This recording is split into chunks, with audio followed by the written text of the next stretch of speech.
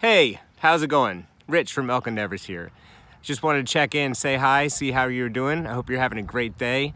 It's a beautiful spring day here in Pennsylvania. And I wanted to talk to you today just real quickly about doing things. So I want you to think about, when was a time that you just did it? You just did it. You didn't try. There was no try.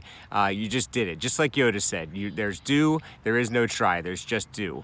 And I got to thinking over the weekend, and as I've been kind of planning this video series, about how there are certain times in my life and certain things that I've done that there was no try. I didn't try to graduate high school. I didn't try to graduate college. I just did it. That was just what I was supposed to do and what I did. But there's other things that were more things that I chose to do, but I chose them in terms of just doing them and not trying them.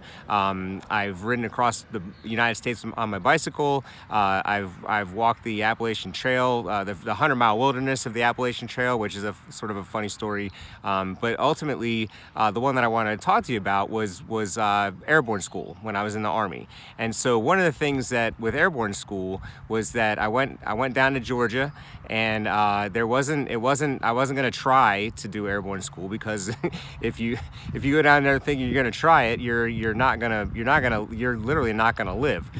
So I went down there and I was gonna do it, and there was no question in my mind. And so I went down there and I did the training. It's a 3-week training. The first week is like indoctrination and basically just falling all week, and learning how to fall and land. And then the second week you fall and land from higher elevations, and then the third week you jump out of planes. And one of the things that was really important was that there was a systematic plan in place that the United States Airborne School had used for many years.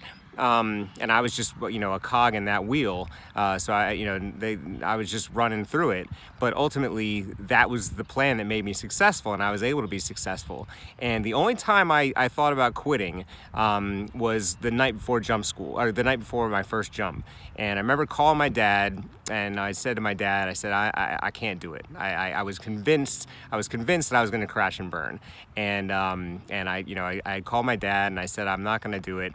And he was like, okay. He's like, yeah, okay. And he listened to me. I'm on the payphone. It was back in early 90s. He said, all right. And I said, okay, well, I guess I'll see you tomorrow. I was gonna take a flight home the next day. And he said, well, I don't know when you're gonna see me. And I said, what do you mean? He said, well, where are you gonna go? And I said, what do you mean? And he said, well, you're not coming back here. And I said, well, what do you mean? I gotta come home. And he was like, you're not coming home here if you don't do that. If you don't go through and jump out of that plane, you're not coming back here. And what he was saying was, he wasn't gonna live with me because he knew that I would be so disappointed in myself, and he knew that I wouldn't be able to live with myself if I didn't actually know. And he actually said to me on the phone, I'll never forget it, he said, I would rather you crash and burn than come home having not tried. And he was so right about that. And the next day, I went up, and I might have been crying on my way out that door, but no one was gonna let me stop in the door. I just ran out the door of the plane at however many feet it was, and my parachute opened just like it was supposed to, just like the plan said, and I floated down to the ground, and the sergeant actually had to stop me from screaming because I was so excited. So the point of this story is that there's certain things that you just, like I said, there's certain things you just do.